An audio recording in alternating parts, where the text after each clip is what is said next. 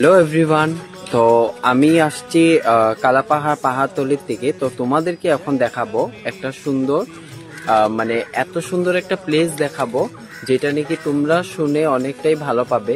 সবাই মঙ্গলবারের দিন হনুমানকে মানো, তো হনুমানকে যারা যারা মানো তো তাদের জন্য এখন আমি একটা ব্লগিং করছি, যেটা আমাদের কালাপাহাড় পাহাড়তলি বিনবানগর পড়ে।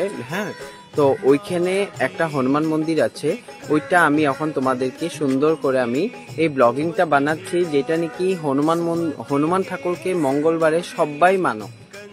তো এই হনুমান ঠাকুরকে মানার জন্য তো আমি এখন সবাইকে দেখাবো হনুমান মন্দির দেখাবো একটা, যে কালাপাহাড় পাহাড়তলিতে কত সুন্দর একটা হনুমান মন্দির আছে। চলো গাইজ, আমি এখন হনুমান মন্দিরটা তোমাদেরকে দেখিয়ে দিচ্ছি। হচ্ছে হনুমান মন্দিরের রাস্তা, যেটা নাকি কালাপাহাড় পাহাড়তলিতে আছে। হনুমান মন্দিরটা দেখতে পারো, খুবই সুন্দর প্লেস। এখান থেকে অনেক সুন্দর করে একটা ভিউ, মানে এত সুন্দর ভিউ যেটা নাকি ভিউটা দেখলে তোমরা আরো সুন্দর লাগবে। এ দেখো অনেক সুন্দর ভিউ। এই ভিউ তোমরা আসো কখনো তিন ঝান্ডাতে আসছো, কালাপাহাড় পাহাড়তলি তিন ঝান্ডা আছে ওইখানে, তো নিশ্চয়ই এসেছো। তো তোমরা এই প্লেসটা দেখতে পারো, খুবই সুন্দর ওয়েদার। তো আজকে বৃষ্টির দিন, তথাপি আমি অল্প এই ছোট্ট একটা ব্লগিং বানিয়ে দিচ্ছি।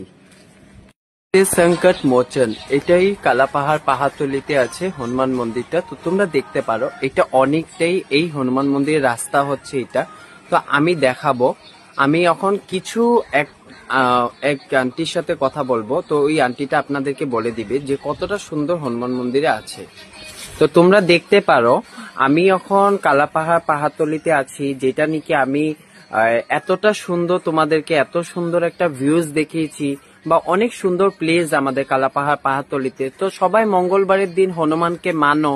তো আমি এখন এই আন্টির সাথে কথা বলবো, এই আন্টি বলবে আপনাদেরকে যে কত সুন্দর একটা হনুমান মন্দির আমাদের এই পাহাড়তলি, কালাপাহাড় পাহাড়তলি বিনবানগরে আছে।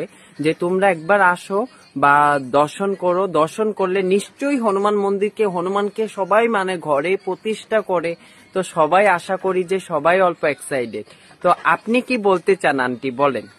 শ্রদ্ধেয় ভক্তরা, আপনারা সবাই হনুমানজির ভক্ত, মঙ্গলবার হলেই হনুমান মন্দিরে যান। আশা করবো আমরা কালাপাহাড় পাহাড়তলি হিলটপে একটা হনুমান মন্দির আছে, আপনারা সবাই এসে হনুমানজিকে দর্শন করুন। ঠিক আছে, তো আন্টি এতটুকুই কথা বলছেন। আন্টি, আপনাদের যে হনুমান মন্দিরটা যে কালাপাহাড় পাহাড়তলিতে আছে, মানে কতদিন হলো যে স্থাপিত করা? এটা 3 বছর চলছে। 3 বছর রানিং চলছে না? আর এখানে এমনি তো মানুষরা আসে, ভক্তরা আসে দর্শন টর্শন করে না? চলো আমরা এখন মন্দিরটা আপনাদেরকে দেখিয়ে দিচ্ছি। এটা হচ্ছে হনুমান মন্দিরের রাস্তা। তো দেখতে পারো কালাপাহাড় পাহাড়তলিতে যেটা নাকি আছে, খুব সুন্দর ভিউজ তোমরা দেখতে পারো। এটা অনেকটাই সুন্দর, যেটা নাকি আপনারা দেখে অনেকটাই ভালোবাসবে।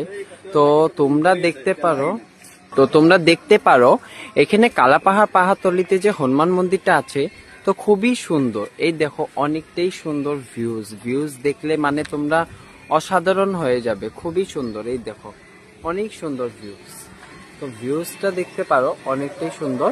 তো তোমরা একবার যদি পারো এই হনুমান মন্দিরটা দর্শন কর। এটা হচ্ছে হনুমান মন্দির, তো তোমরা দেখতে পারো খুবই সুন্দর মন্দিরটা। তো তখন আমরা এই যে এটা হচ্ছে মন্দিরটা, মন্দিরের গেট হচ্ছে এটা। তো তোমাদেরকে এবার আমরা মন্দিরটা দেখিয়ে দিচ্ছি। এটা হচ্ছে হনুমান মন্দির। তো হনুমান মন্দিরটা দেখতে পারো খুবই সুন্দর হনুমান মন্দিরটা। তো তোমাদেরকে এখন আমি দেখাচ্ছি মূর্তিটা খুবই সুন্দর। তো তোমরা দেখতে পারো, আমি এখন মন্দিরটা বন্ধ আছে, তো বাইরের থেকে দেখিয়ে দিচ্ছি। মন্দিরটা খুবই সুন্দর, এই যে দেখতে পারো মন্দিরটা, ঠাকুরটাও খুবই সুন্দর। তো মার্বেলের ঠাকুর। তো তোমরা দেখতে পারো হনুমান মন্দিরটা খুবই সুন্দর।